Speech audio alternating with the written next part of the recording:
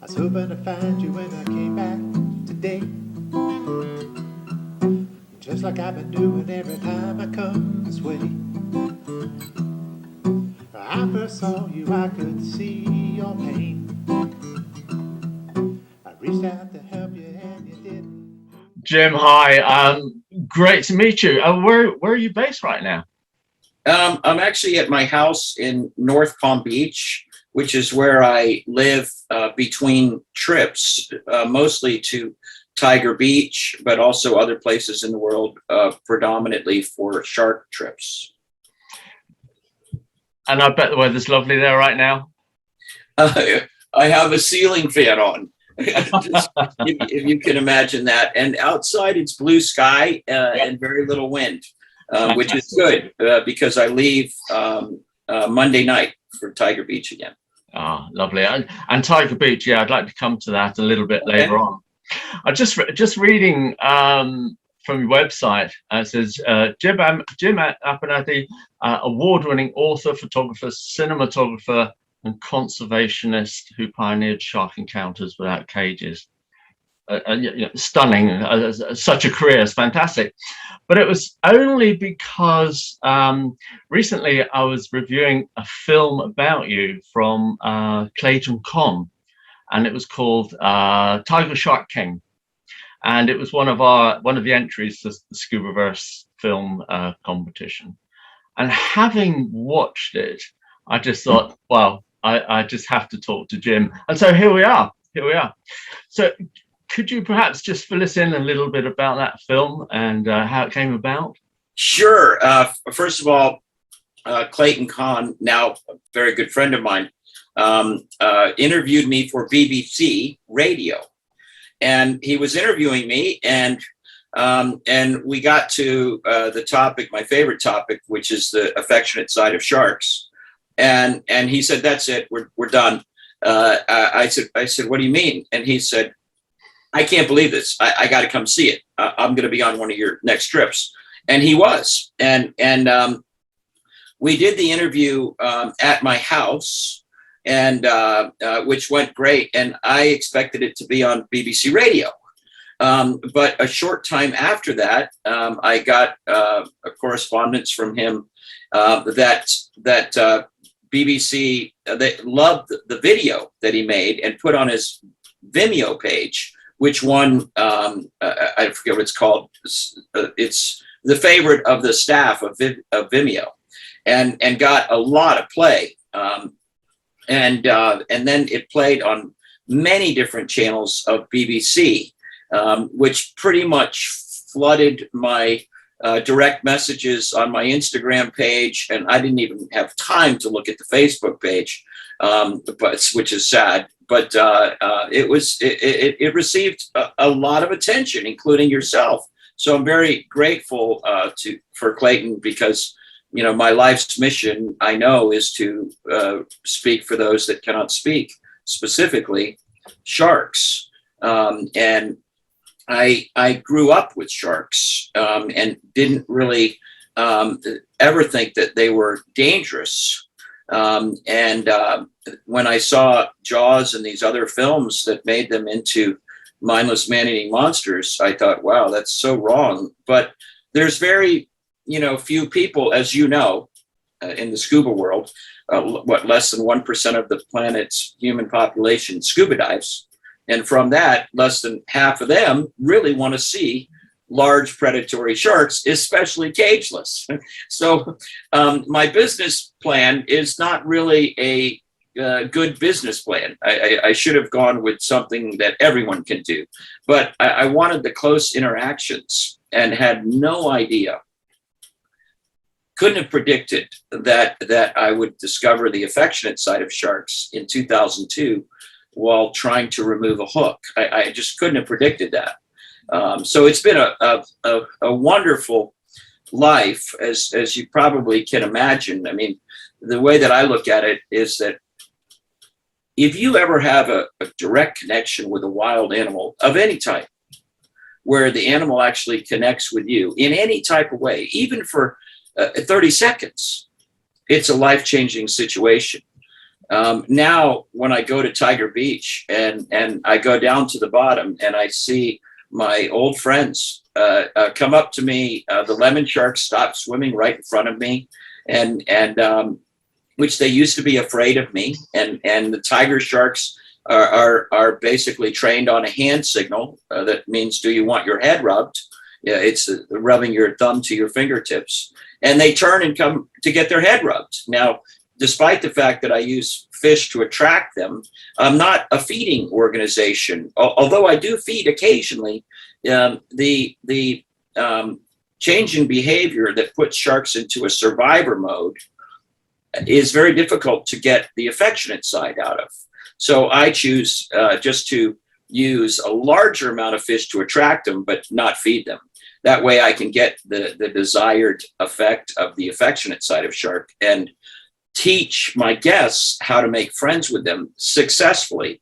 We're almost at 100% success with 10 guests every week, which is an incredible change in people and how they feel about sharks. It's by far the best thing I can do as a conservationist.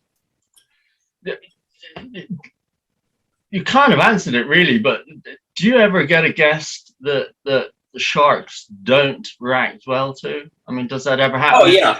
Yeah, and you're looking and suddenly think, actually, this person should maybe come out of order? No, not to that effect. I do get a reaction where the sharks are afraid of someone. So let me be more articulate. Basically, usually maybe 2 or 3 people a month will come on the trip, and although they love sharks, they're really scared to death of them. And my briefing, how to interact with a large number of large predatory sharks, probably doesn't help that, because I have to cover the worst things that can happen. And although it's extremely rare that for any of those things to happen, at the end of it, I actually divide the sharks into what I call little and big sharks, but it's not by the length of the shark, it's by what they eat. A large shark eats reptiles, birds, everything, tigers, bulls, great hammerheads, oceanic whitetips, and a small shark, which only eats fish, like the 11-foot lemon shark. So they probably walk on the back of the boat. I don't know if I can cuss on here, but I want to. And they say, Jim's full of shit, right? That's a huge shark, right? A lemon shark. And but the truth is, once they get underwater, as hard as this is to believe, despite the fact that there could be 70 lemon sharks swimming around with another 40 or 50 Caribbean reef sharks, as soon as they see their first tiger shark, it's hard to even see the other sharks because you're so focused on the tiger shark, because they're so impressive, that the only way you'll even recognize a shark is there, a small shark, is if it disturbs your view of what you're looking at. And then you have to stand up or duck down to try to see it, which it's kind of hard to believe. But the new divers that are still afraid, I bring them back up on the boat to change this. The tiger sharks and the sharks will stay away from them because they're scared. And these people are usually breathing faster, and you can tell they're nervous because of their breathing rate, which exhalation is one of the loudest, scariest things for sharks. So it's kind of good that it keeps them away. Yeah, you're absolutely right. As far as I'm concerned, it's that exhalation that is the killer. When I teach video and stuff underneath, I say, look, just breathe easy, regularly. Whether it's fast or slow, whatever's comfortable, but don't hold your breath trying to get close to something, because sooner or later you're gonna breathe out, and then everything's gonna go. Absolutely. Yeah, absolutely. After a short briefing on how to correct this, after the change of fear usually leaves, I'd say, within 3 to 5 minutes, when they realize that everything that they've been taught or learned from watching sensationalized shark shows is wrong. And then at that point, they want to get closer, but they don't know why the sharks are staying away. And then by just simply telling them, concentrate on exhaling completely slowly on every breath, and the sharks will come closer. And it works. Yeah, absolutely. I know from being, I know from myself being on a reef all day that, and coming back to the same reefs over and over and over, that the general feeling, the ambience of that reef and its wildlife can actually change. You know, you can get some days where animals are, for some unknown reason to me anyway, a little cautious, or they can be very friendly. Do you find that the same with your sharks, that some days, like, one may be in a bad mood? I don't know, because they're sentient beings after all. But do you find things alter from day to day at all? Well, not from day to day, and I've never seen an underwater creature in a bad mood. But over a period of time, for example, the lemon sharks, you know, basically when the great Howard Hall was on my boat doing his IMAX film, he's actually the one that saw at a great distance a lemon shark being cleaned by a remora. That basically forced all those antiquated books at that moment to rewrite that this is a symbiotic relationship. Both animals benefit from the remora. That was at great distance. And he actually came back on the boat for another week to try to capture that and didn't get it till the last couple of days. Now, those same lemon sharks that were afraid of us in the early days, when they see a crew member come down to the bottom, that they know, they will move from where they are and stop swimming right in front of them, sometimes standing on their pectoral fins, like a dog begging to get their head rubbed. So these are definitely sentient creatures that thrive on love and affection. And in fact, one of my outings, I brought a correspondent from a worldwide TV news outlet. And I told him I knew what he wanted. You know, here I'm saying that sharks are affectionate creatures, and he wanted crazy shark dive operator to you know, thinks that sharks are cuddly toys. Well, I told him I would let him on the boat on one condition, and that is if I can prove something that the world won't believe possible in just 2 days, you air my story. And he said, well, what's that? I said that sharks prefer affection to fish. And I couldn't have scripted this. You know, we can't talk to sharks. But I had 2 sharks of different species moving each other out of the way in order to get my only available hand to rub their head, a tiger shark and a nurse shark. And he aired my story because he couldn't believe it. But that's a very rare thing to happen. I'm so glad it happened while he was there, though. Wonderful, absolutely wonderful. It's lovely hearing you say that the sharks actually recognize individuals, because I'm sure, you know, marine mammals are not dumb bits of meat. Of course they do. They recognize you as divers. There's all sorts of things going on about each person that these animals recognize. And it kind of makes me ask, because you get this lovely interaction between divers and sharks, people and sharks, do you ever witness at all interactions between other species and the sharks? Well, let's see. Other than something simple like remora. Yeah, well, first of all, a lot of what is written about sharks, I don't believe to be true. I see many different species of sharks interacting together with literally no fear. And I've seen almost once or twice a month, I see tiger sharks take a get out of the way bite of a lemon shark or a Caribbean reef shark. And it's not for food. It's just, you're in my way, in my opinion. So I do see, you know, the area where I am, Tiger Beach, has a lot of sharks, and so the interactions between other, I have had a mom and a baby humpback whale swim into the shark dive. And I've also had Atlantic spotted dolphin swim into the shark dive and actually chase all the tigers away for a moment of time, which, you know, tiger sharks eat dolphins. But given crystal clear water, they can't sneak up on them. And you know, they're higher intelligence of dolphins, even though they're way smaller. So I haven't really seen interactions between unusual animals, but you know, I've spent an enormous amount of time in the water. A perfect example is when Howard Hall made his IMAX film Deep Sea 3D. He emailed me and asked me if I would make a list of, you know, that film is about relationships between different species.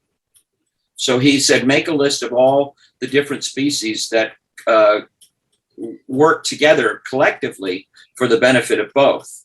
And I did. And despite the fact that film went all over the world to get the content, he spent almost 6 weeks in the Bahamas with me because the list was so big.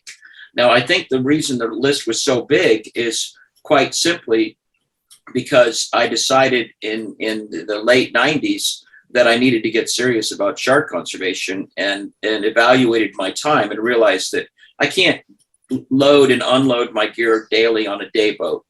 I need to just live on a liveaboard at sea, and had no idea that there were a lot of people that wanted to go on large predatory shark cageless encounters. I thought that the bank would take the boat away from me in another few years, but it would be a great few years. Little did I know that the first 10 years of my existence, we were booked out 3 years. So I didn't go to dive shows. I didn't advertise. I didn't do anything because it was a waste of time. You know, I don't want the phone to ring to make people upset, right? It just doesn't make sense. And still, we're very, very busy even today, which shows something that is very, it shows how big the misrepresentation of sharks is. I mean, it's the only animal that I know of on the planet that's a predator that you can interact with up close on a daily basis with almost no fear of anything happening once you get to know them. That's quite a statement. You know, it's the most feared animal on the planet, but it has the least number of negative interactions of all these predators. It's amazing.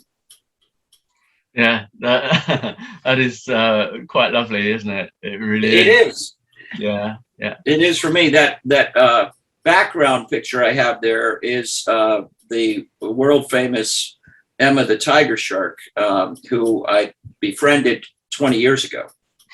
During that time, I've removed 4 hooks using affection, and to me, she's just an oversized puppy dog that you know chases me around, just looking for a head rub, and it's a wonderful interaction. Fortunately, she's there about 10 months of the year under my boat.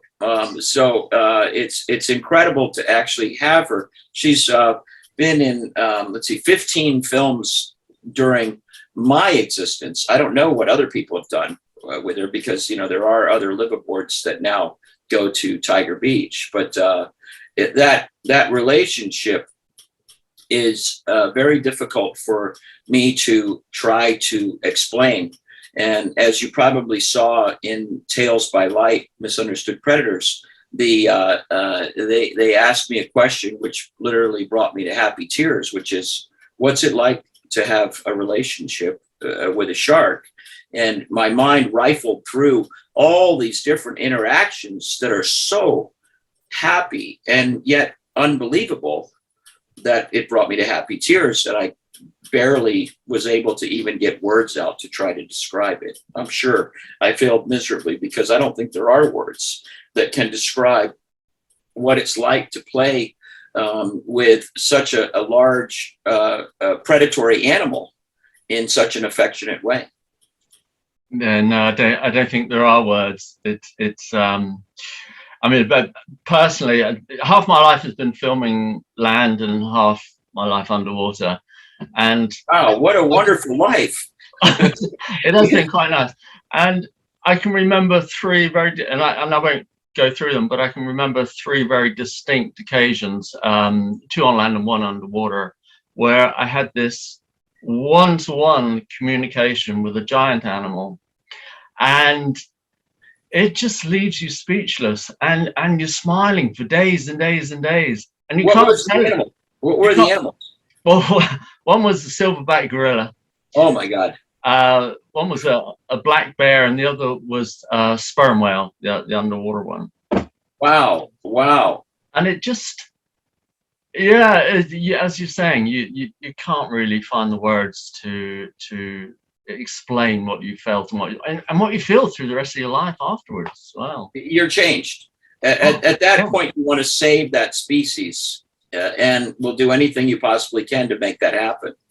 I love large predators. I've spent quite a bit of time with the grizzly bear, the polar bear, and the black bear, and the same kind of interactions. While unfortunately our species wants to make films about the 10 most dangerous and depict animals that are not dangerous at all, my time with grizzly bears, that was the first bear trip I went on.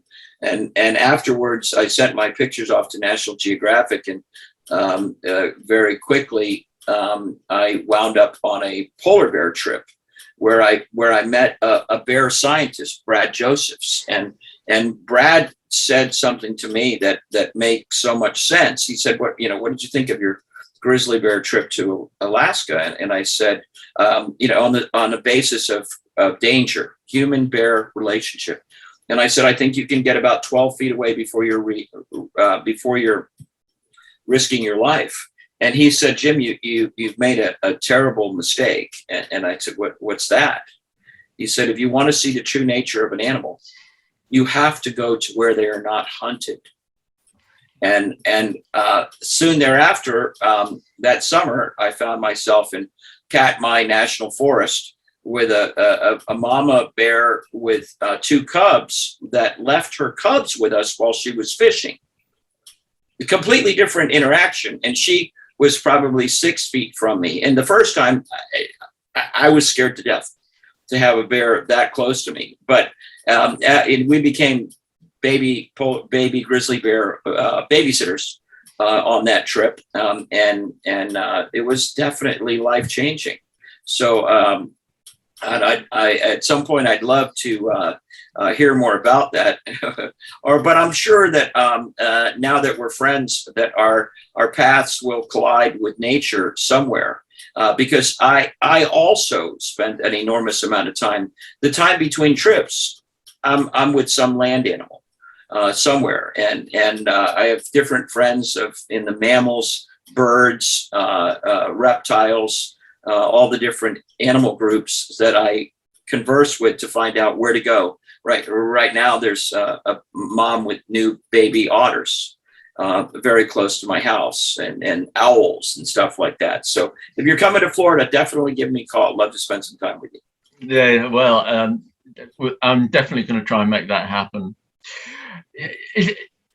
I mean, like you, I've always been a strong advocate of communication with other species, either by gentle handling or if not touching, then simply by your behavior. And in those two ways, I find you on some level can communicate. I'm just thinking about your life now of what actually started you getting underwater. And was there a definitive moment when you thought, I have to communicate with these animals, I have to learn more about them? There was two definitive moments that happened like that, and I credit them now with my entire life taking the road less traveled, in the hopes that I would experience this. But one was as a child, you probably don't know this, but my father was an aerospace engineer, so science. My mom was an archaeologist as well as a nurse, so science. So I learned a great deal in the science field, and fortunately grew up 2 houses away from one of the largest nesting grounds of turtles, sea turtles, in the world, right here in Palm Beach County. And at a very early age, I made my parents I clearly remember, probably my earliest memory is baby turtles coming out of the sand and running down to the beach. And at that point, I think I was about 5 then, maybe 6.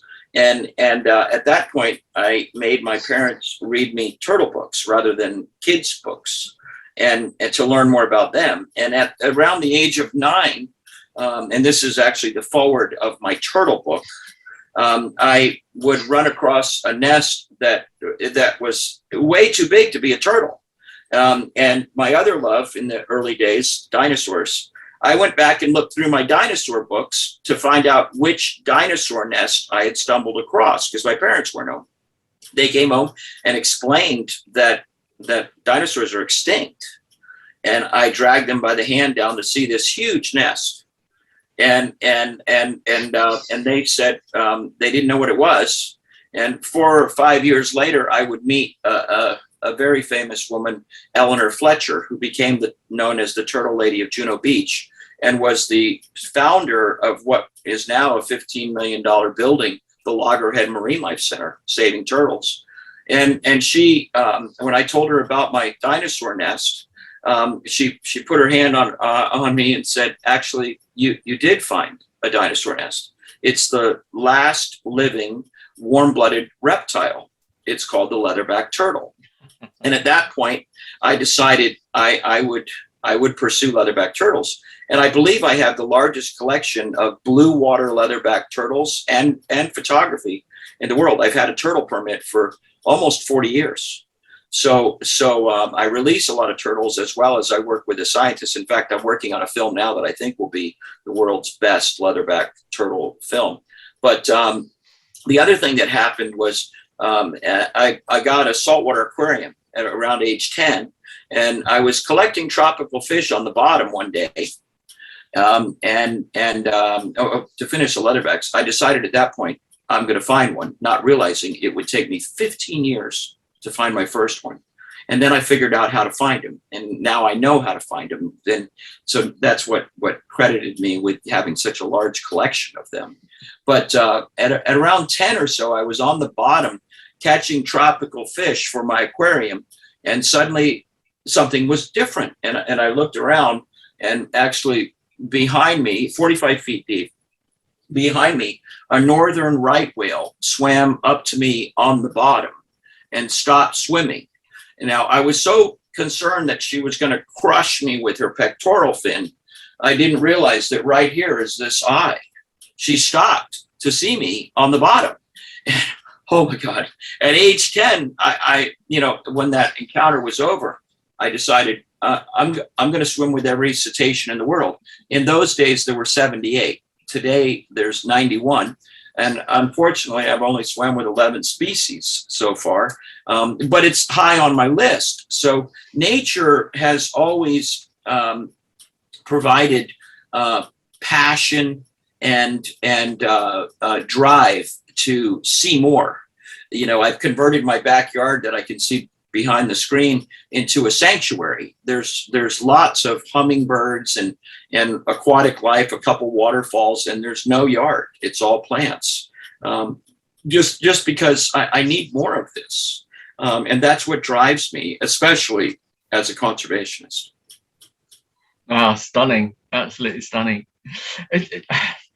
Diving now as long as you have, I notice it every year that species, quantities of species, biomass, it's just all disappearing more and more each year. And I know that there's a lot of good news conservation stories out there throughout the world, but generally the trend is for things getting less and less and less and less. Are you witnessing that in any great detail? Absolutely. In the early days, diving off Palm Beach, in the winter months, there used to be scalloped hammerheads from the surface to the bottom.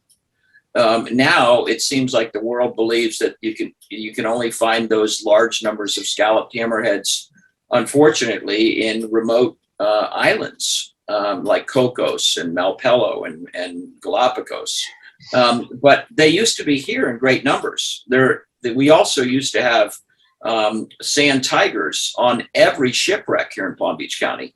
And unfortunately, a dive organization with their 3 boats named Shark Killer 1, 2, and 3 wiped those out.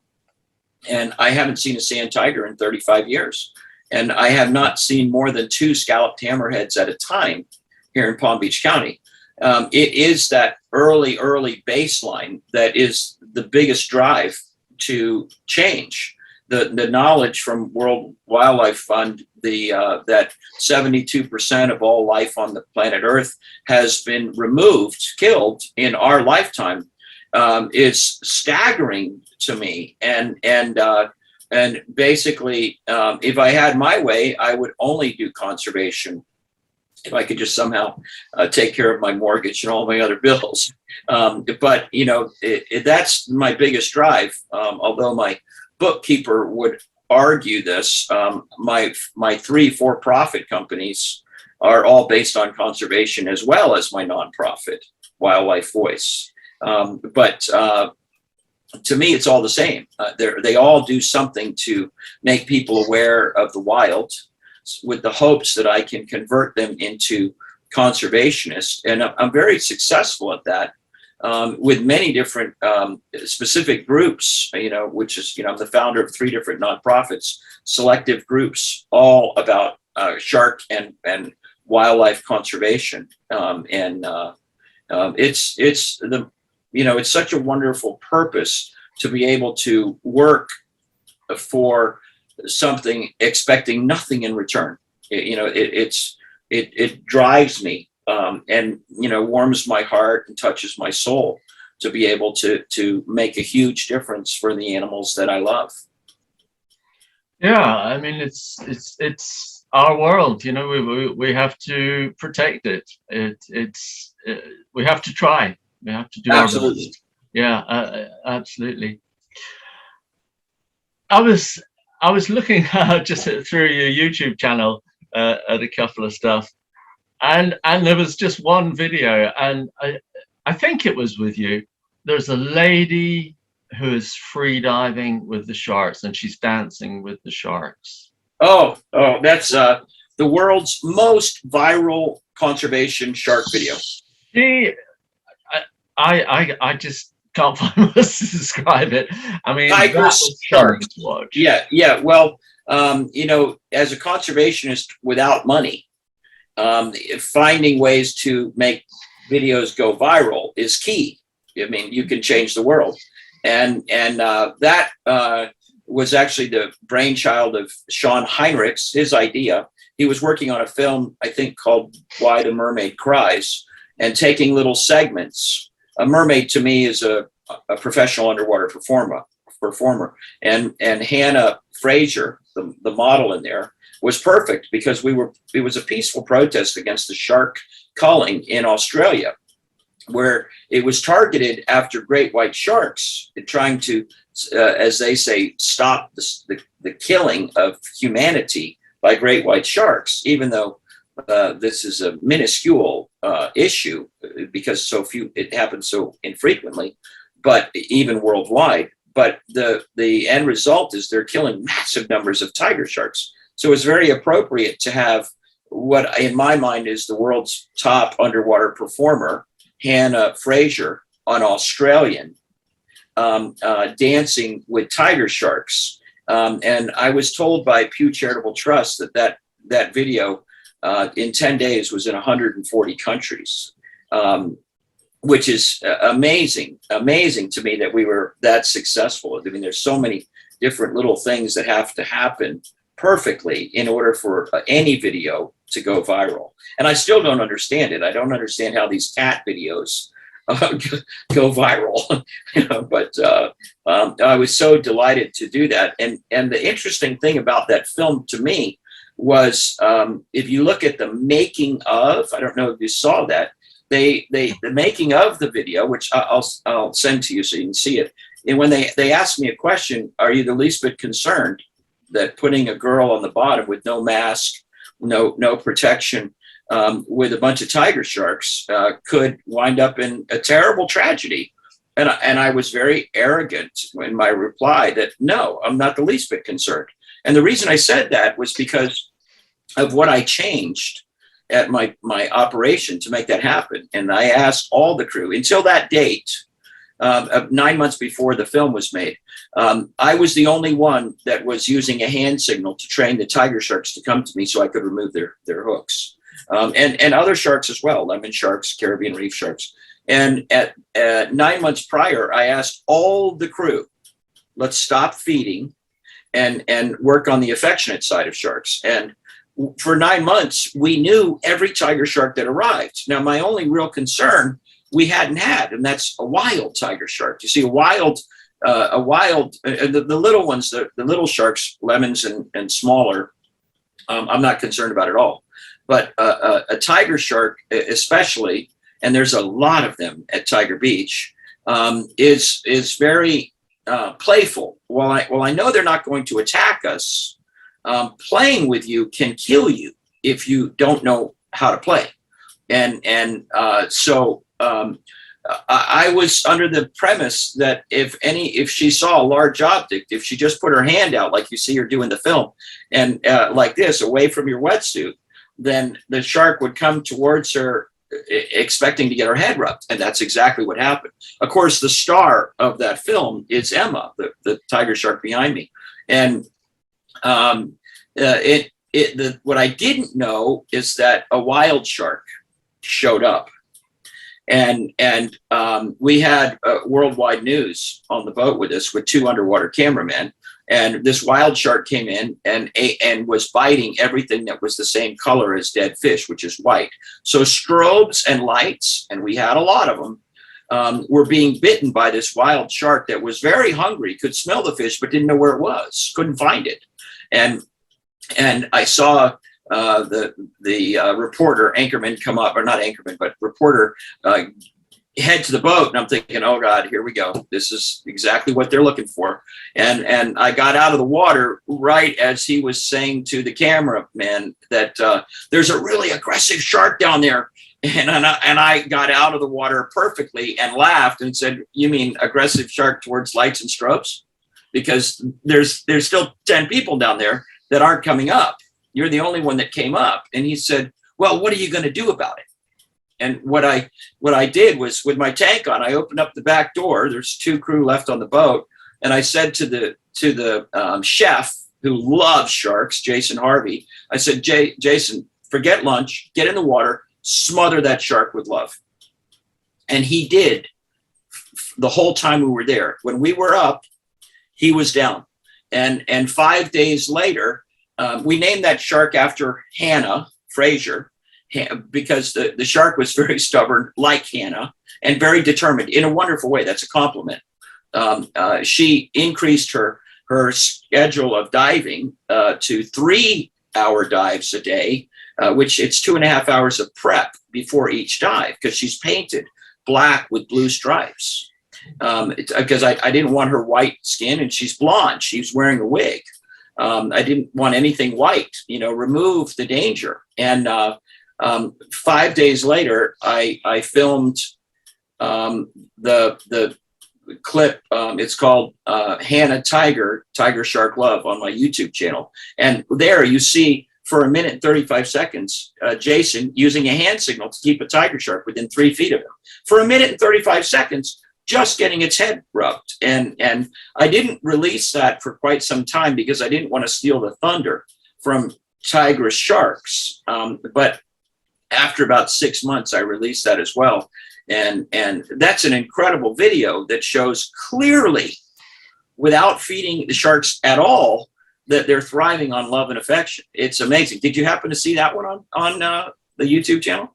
No, I just saw the one of her dancing. I didn't see any. Oh, well, I'll make sure you see it, because it's incredible to watch. It clearly shows the true nature of sharks.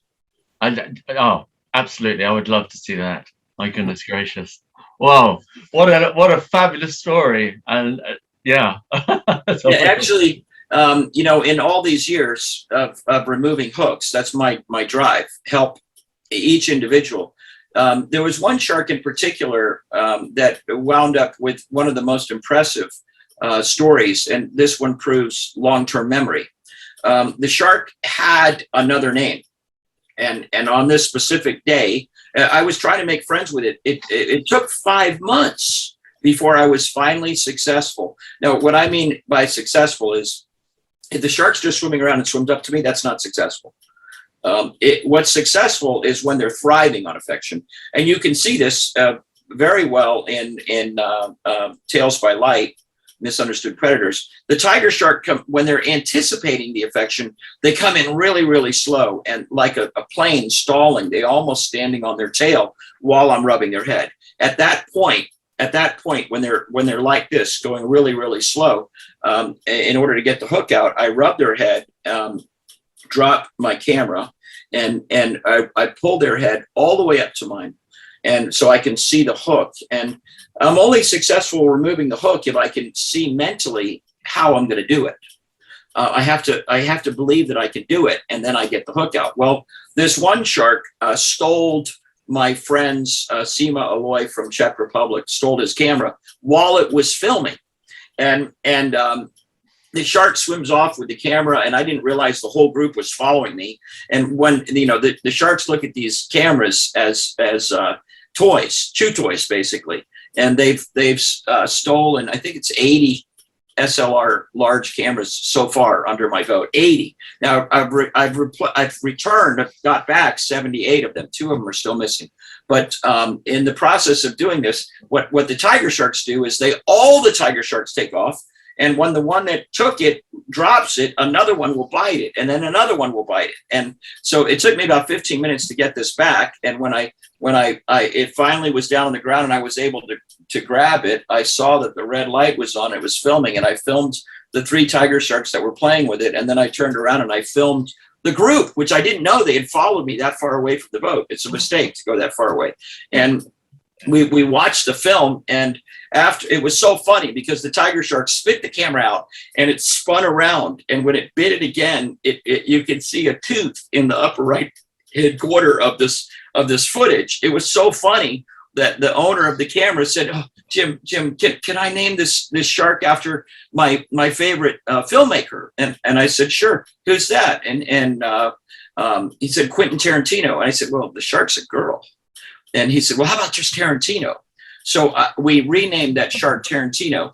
And shortly thereafter, I was able to remove all 3 of her hooks. She swam away. I didn't see her again for 2 years. And this scene, which is also Tarantino under Tiger Shark Love on my YouTube channel, this tiger shark at the end of the day, as the sun is setting with 10 people underwater, I see, you know, there's a few tiger sharks out there, and suddenly I see this shark racing in at full speed, which sometimes wild sharks that are really hungry will do that. Fortunately, it was coming right towards me, and my expensive camera on a tripod in front of me, I put my hands out in front of it to stop her from hitting my camera so hard. And I look at it now as this was just like a dog that hadn't seen me in a long time. And she came in at full speed wanting love and affection. Now, I didn't realize that at the time.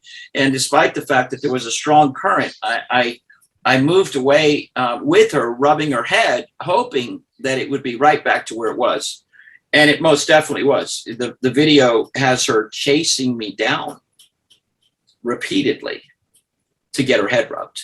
And at one point, she moves towards my camera after chasing me down a couple of times, and I saw the red light was on. I didn't even know it was filming, and I just hoped that I had captured that whole scene, and I had.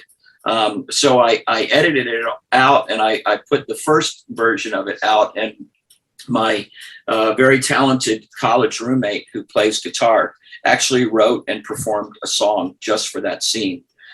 Which is so beautiful. Doug Noe did that, and that shows long-term memory as well as the affectionate side of sharks. I'll send it to you. It's too hard to believe. Yeah, I'd love to see that. I really would. That is quite incredible. My goodness. What a life-changing situation. Oh, yes. Jim, it's been amazing listening to your stories. Thank you very much, and thank you. Thank you for taking time to talk to us. It's been brilliant. It's just one thought. Education and stuff. Do your films ever get into schools or universities or colleges? I mean, is there any educationally wise that your work is being put to? Yes. Well, it's especially because of the pandemic. I mean, my life prior to that was 2-day turnarounds between trips since 1998, which leaves me no time to do anything. But during the pandemic, you know, I've written 3 books, one of which is on sharks, and it's a shark conservation book that has been distributed to every U.S. state senator and representative in the push to drive states into banning the shark fin trade. And I regularly talk to schools pre-pandemic in person, and you know, where the whole school will meet in the auditorium, and I talk to everybody at once. And they usually watch Tales by Light, Misunderstood Predators, as well as sometimes recently another film was made called Sharks, My Love, so that they'll understand the affectionate side of sharks, with the hopes that more people will fall in love with them like I have, and then protect them. But the biggest drive that I've had from those are the school teachers that actually come on my trips. You know, I've been teaching people how to make friends with sharks for 8 years, and at this moment, and once they make friends successfully with a shark without feeding them, wow, hardcore conservationist is the result. And those ones, one of them actually converted Science Week at the whole school to Shark Week. and I brought 4 other people that have been on that do shark films or are featured in shark films to talk, me being one of them, for the 5 days that the school met every day for shark to listen to shark experts, which was tremendous. So that's the word is definitely getting out, and I believe that, you know, our youth need to fix the problems that my generation has caused. So I take great pride in helping kids to learn the truth, as well as how important it is that we combat all these world issues that have left us with very little wild animals on the planet. Yeah. Jim, thank you for your wonderful stories, and thank you for the work you're doing. I mean, it is just so important. It's fantastic what you're doing. Well, thank you. It's such a pleasure to be on here with your big platform in order to influence others into the true nature of sharks, with the hopes that more people will protect them. Oh, brilliant. Wonderful. Well, Jim, I'll say goodbye for now, and thank you very much. It's been a real pleasure. Thank you very much. Take care. Bye now. Bye-bye.